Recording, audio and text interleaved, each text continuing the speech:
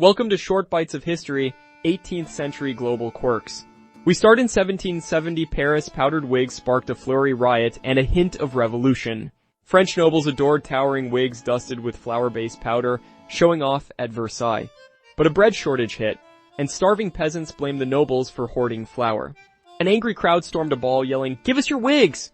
A noble's wig fell, spilling powder, and a baker sneezed, toppling a candelabra. Another wig caught fire.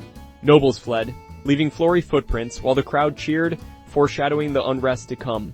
Years later, whispers of Marie Antoinette's "let them eat cake" echoed this divide. And by 1789, the French Revolution erupted. Back in 1770, Louis XV banned flour and wigs, but the powder panic showed how 18th century excess could ignite trouble. Is today's growing divide between extreme wealth and regular folks setting the stage for revolution? Share below. Next, a slow parade in Korea. In 1795, Korea, a turtle ship parade moved at a snail's pace, literally.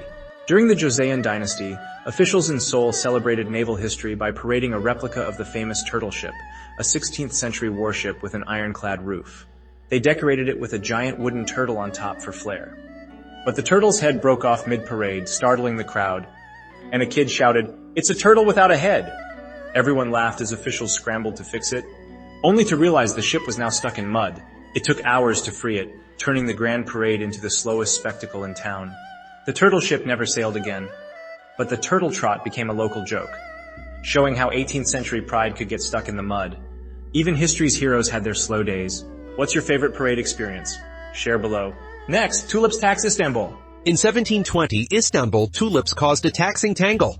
During the Ottoman Empire's tulip era, nobles obsessed over rare tulip bulbs, hosting lavish garden parties to show them off.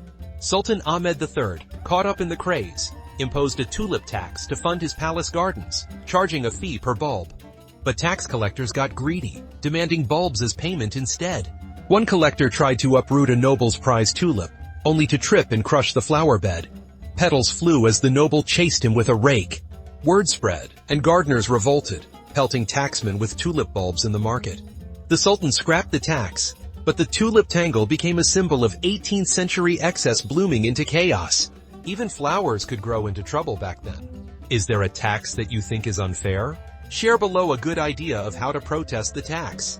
Next, a soggy disguise in Britain.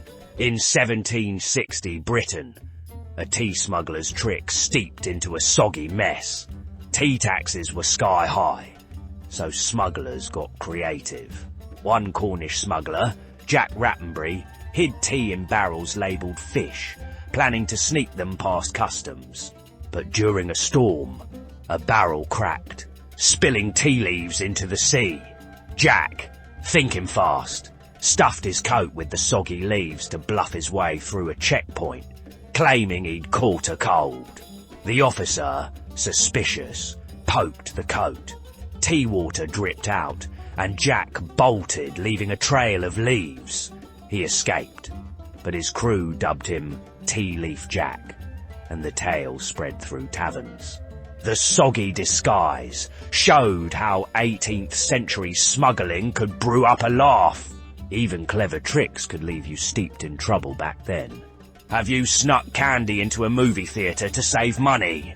Share with us your best method to sneak candy into the movies. Next, a hairy protest in Russia. In 1705 Russia, a beard ban sparked a hairy protest.